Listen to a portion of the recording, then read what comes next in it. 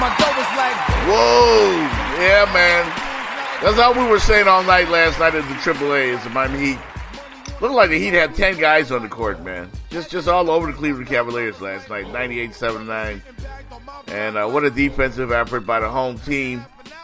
As they pound the Cavaliers, and LeBron took another L in the 305. What we're going to do right now, go to the Real Man Block Yes line, talk to my man, Kevin Gray, CT Sports Radio. Welcome to the Jeff Buck Show. What it do, what it do, what it do. People have been telling me I needed to get you on the show, man, so we're making it happen. Hey, I appreciate you having me on. The hardest working man in the 305, Jeff Fox. Pleasure to be on with you, my man. Yay. Welcome, man. Welcome, man. I'm fired up about the Heat, man. I mean, I was fired up about the Cavs yesterday. But, damn. It's that, I think it's that South Beach magic, man. That South Beach magic. Something happened to the Cavaliers. They looked like they went out and partied at Club Live or one of them spots last night. I don't know. Maybe just hanging out with Rick Ross or Pitbull. I don't know. Something went down last night. It was a bad look for the Cavs. But what you think about last night's game? Look, man, you got to be careful going to Prime 112, Ocean Drive, and get you caught up, man. Much like when teams travel to Los Angeles and travel to Miami is a tough place to play in because of the extracurricular that y'all got going on down there in the 305. So, honestly, last night, it was just a bad night for the King and LeBron James. This is a team, honestly, the formula that we're starting to see with this team is if you hold them to under 100 points, you're going to have a chance to win basketball games against this Cleveland Cavalier basketball team. So Dwayne Wade last night turned back the clock with a couple of blocks on his good buddy LeBron James last night. And the Cavs this year, honestly, 1-13 when being held under 100 points. So if you can hold LeBron and this team to under 100, you got a good chance to win a lot of ball games. And honestly, the Cavs haven't had much success in the last several years down there in the 305. So I wasn't too shocked last night's result given the way that Miami has played against Cleveland over the last 7 years. So honestly, a team that continues to play well at home against the Cavaliers continued last night with Miami getting its 14th straight win over Cleveland down there in the AAA. So, you know, I'm not surprised by last night. Bad night for the King. LeBron's been carrying them for weeks now, as it seems. And as he said yesterday, if he was voting for MVP, he said he'd vote for himself. Yeah. So the King needed a night off last night, so he got one in South Beach.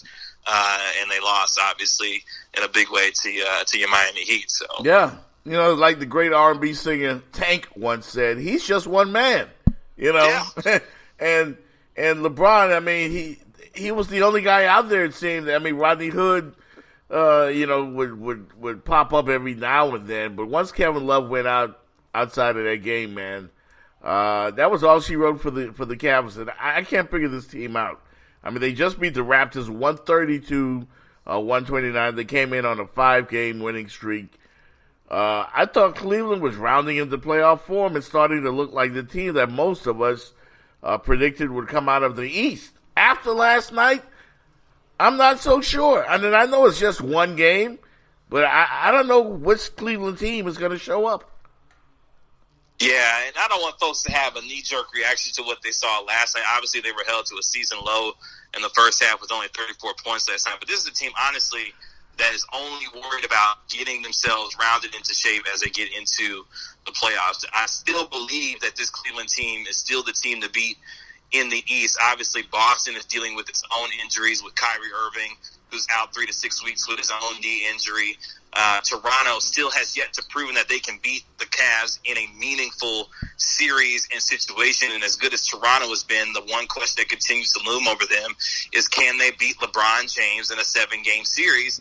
And to this point, the answer's been no. So when you start looking at other teams, yes, Washington's a threat, especially as John Wall continues to get healthy and come back for this basketball team. But at the same time, the East still goes through LeBron James and the Cavaliers. As long as number 23 is running around, you have a chance to win a lot of ball games for Cleveland. And as they continue to get healthy with Kevin Love, obviously back now, Tristan Thompson will be back, hopefully, for this team in the playoffs after he's dealing with an ankle injury. They've dealt with the distraction fairly well with Tyronn Lue being, dealing with his illness. But the Cavs go as LeBron goes, and LeBron has been superhuman as of late. And Superman had to take a night off last night.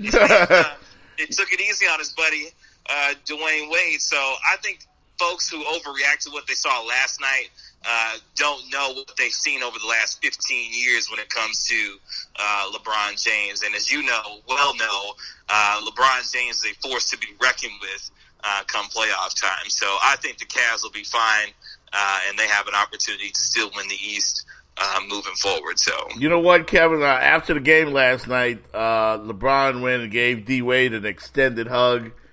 Said he doesn't know if that's the last time they're going to play against each other on the court. You know, and it got all sentimental. You know, I was expecting Lionel Richie to come out singing some sort of love song out of the stands, but you know, LeBron had on these psychedelic Miami Vice type shoes. Could be an indication that he might want to come back home. I don't know. I don't know where this guy's going to play next year. He just doesn't seem that hurt when they lose anymore. Like, it's hard to read into this guy, man. What do you think, or where do you think he goes next season? I mean, honestly, this is the thing. LeBron has done the one thing that he said he was going to do, which was deliver a championship to Cleveland. So he can do whatever he wants to do after that. After delivering a championship to the city of Cleveland after 52 years, he fulfilled his promise. And if LeBron decides to go to Los Angeles, if he decides to go to Houston, if he decides to go back to his second adopted home in Miami and South Beach, great. LeBron can do what he wants to, but I think in terms, if we're talking about a fit, a basketball fit where he has a chance to win championships, I think there's no better situation than Houston. I mean, they have a tailor-made roster where everybody can play their natural position. When you have Chris Paul at the point, you have James Harden playing at the natural two as a shooting guard. LeBron can slide into his natural three as a small forward. You got Clint Capella down there at the five for them. This is a team in Houston who could compete with Golden State tomorrow if LeBron James sets foot down in Houston, Texas. So if I'm talking in terms of a basketball fit, Houston, I think, is a primary spot for him. But if we're talking about, honestly, all the things off of the court when it comes to LeBron's production company with Maverick Carter and his boys, Los Angeles obviously is a fit there because he does do a lot more off the basketball court in terms of his production company, obviously what he's going to be doing in terms of movies and films and some of the things we'll be seeing with Survivor's Remorse on Stars, that type of thing. LeBron has a bigger eye toward the future when it comes to his off-the-court ventures, and if Los Angeles is a place where he feels like he can, obviously move those things and shake those things there, Los Angeles could be a fit. But in terms of pure basketball fit, I think Houston is a great spot, a landing spot for him, especially if you're talking about pursuing championships. But honestly, if he stays in Cleveland, no big deal, because he can run through the East year after year and find himself in final situations, consistently. So, yeah. But if he goes anywhere, I think Houston would be a primary fit for him. Are you concerned out west about the Golden State Warriors? They get punched in the mouth again last night. This time, they got at home by the Indiana Pacers. But I mean, all the All-Stars out, and now they're looking like, the Washington Generals. I mean, 92-81, they go down. Victor Oladipo, the R&B singer, with a nice game again for the Pacers. Any concern that the Warriors getting injured, as they are right now, is just happening at the worst time for them? Honestly, this is the team that can afford to deal with what they're dealing with right now. The thing about the Warriors is that they can't improve or lose ground when it comes to the Western Conference. So they are locked into that 2 seed when it comes to the Golden State Warriors. This is a team that's up 8 games on Portland and 6.5 games behind Houston. So they're not moving from the 2 spot. So they have the ability to afford to allow guys to get healthy, and they'll be fine. As long as Kevin Durant is running around and back for this team, they won't have any problems in the first round, especially when you're looking at a matchup with Utah when it comes to a playoff situation. So right. Utah overachieved a lot this season, but at the same time, I'm not worried about Golden State. Now, if they get into later rounds and Steph Curry is still not around, now we're talking about a problem. But if we're talking about him only missing a first-round matchup, Golden State can handle their business just fine, and they'll be able to move forward in the Western Conference. So I think they'll be fine as long as they continue to get healthy as the season goes on. Talking to my man Kevin Gray. CT Sports Radio here on the Jeff Fox Show, Two Live Stews Radio. Glad to have you on board, man. Like I said, man, a few folks have reached out to me like, you need to get this brother on. He is knowledgeable. He knows his shit. Get him on. So I'm very happy that you joined us today, man. Let's switch things up a little bit and go to the NFL real quick, where I was really, really kind of ticked off to find out that the Houston Texans have signed Brandon Weeden again. And Colin Kaepernick continues to not have a job in the National Football League. Do you foresee at any point somebody will employ this man to play quarterback? As we see, you need a backup quarterback. Look at the Philadelphia Eagles and how their season turned out. Will Cap get a job? Man, I hope he does, but honestly, it doesn't look like it. We've seen Johnny Manziel over the last few days resurface in a way that he's got more publicity and more chances to get back into the league than Colin Kaepernick has been afforded. So, honestly, it doesn't look good for him. He still has his collusion case pending against the National Football League that still needs to be resolved. I mean, that doesn't preclude him from being signed by a team, but at the same time, with that looming over him also and having to deal with that going forward, I don't see a team touching him, unfortunately. And it's sad because we just saw a team in the Jacksonville Jaguars extend Blake Bortles and given chance after chance after chance. Of course, Brandon Weeden now, back into the league. The NFL has blackballed Colin Kaepernick, and there's no two ways about it. And the question will be now moving forward, can Colin Kaepernick's team prove that collusion took place? And obviously we've seen comments that have been will be introduced into his case by none other than Miami Dolphins owner Stephen Ross a few weeks ago. Mm-hmm. So there's evidence to potentially support it, but as far as him getting a job in the league, I don't see it happening. And he's proven that he's ready to play. There's a video that surfaced a couple of weeks ago with him. He's ready. The guy still got a cannon for an arm, and I believe he can still play in this league and play at a high level, and it's up to somebody to give him that chance. But given the peripheral and the extending circumstances around him right now, I don't think he'll find himself on a roster, which is completely unfortunate given the bad quarterbacks that are still running around in this league, including Brandon Weeden and others who continue to get jobs across the league. Yeah, it's a travesty, man. It's a joke. They're insulting our intelligence. And I think that any first-year law student could probably win this case for Colin Kaepernick if you just look at what's going on around the National Football League. It's absolutely mind-boggling that some of these god-awful quarterbacks, Ryan Fitzpatrick, I mean, just look everywhere. Who did the Dolphins just sign? Brock Osweiler. I mean, give me a break, man. Yeah. Come on. It's laughable. Yeah. It is. It really is. And until he finds himself on a roster, you'll continue to see, unfortunately, some bad quarterbacks continue to get chance after chance.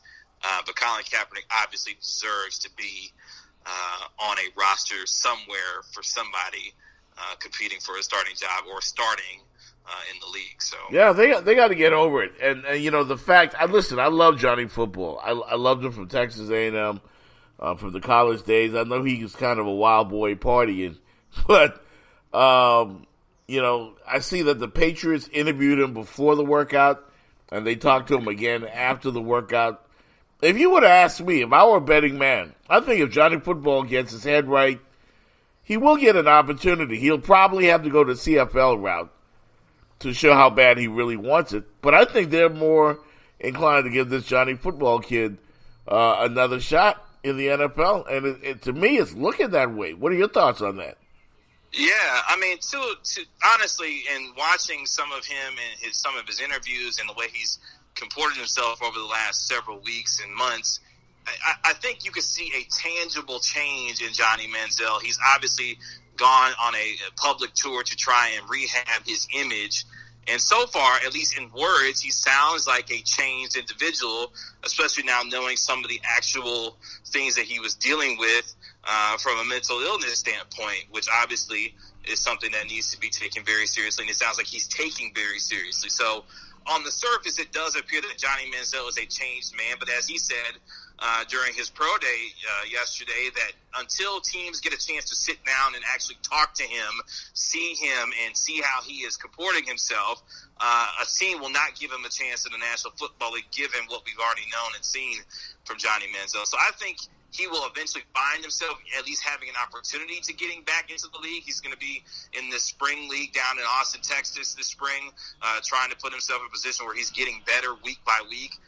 Where if a CFL opportunity comes up and he takes it, great. If an NFL team presents itself, we'll see what he does there. But I think he will eventually find himself back in the NFL. In fact, he will find himself back in the NFL, unfortunately, before Colin Kaepernick does, which is unfortunate. But at the same time, if we're looking at his situation on its surface, it appears Johnny Manziel is a changed individual, or at the very least, he's doing a very good job of acting like it. White man wins again. White man wins again. Only time.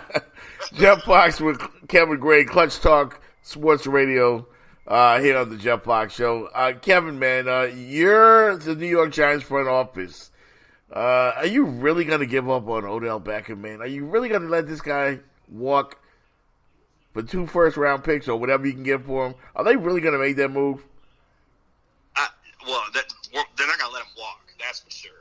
He's a guy that's on the last year of his rookie deal, owed a little over $8 million this year, and you're going to get the house for Odell Beckham Jr.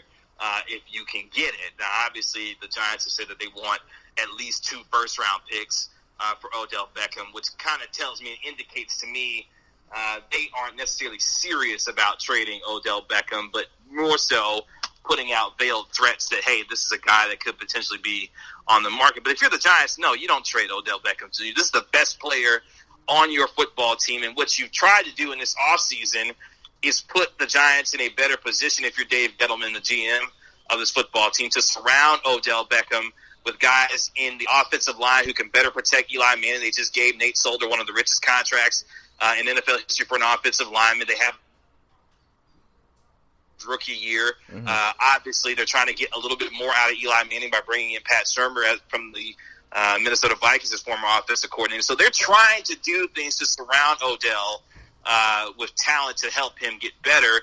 And if you're the Giants and you potentially draft a Saquon Barkley, you have a formidable offense that can turn it around quickly. So the Giants aren't going to trade Odell Beckham. They would be crazy to do so. But at the other hand, Odell's got to chill out a little bit and quit putting himself in positions where he's costing himself long-term money, because if he's not careful, he could find himself after the end of this year, yes, an unrestricted free agent, but the Giants can tag him for the next 2 years if he doesn't put himself in a position where he's doing what he needs to do off the football field to show the Giants that, hey, he's going to be a leader on this team to where he can be there and sign long-term. And obviously now he throws in the fact that he will hold out if he doesn't get a contract extension before the season starts. This is going to be a long, ongoing saga between him and the Giants. But if you're the Giants, no, you don't trade Odell Beckham Jr. He's one of the best players in the National Football League, the best receiver, arguably, him and Antonio Brown in the NFL. So, no, you don't trade Odell Beckham Jr. That'd be nuts. Yeah. I mean,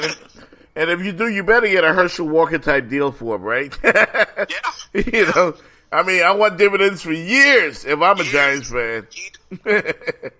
Real talk right there, man. So the commish decides that they finally figured out what's the catch in the NFL, because the last couple of years, I didn't know what the hell is a catch or not.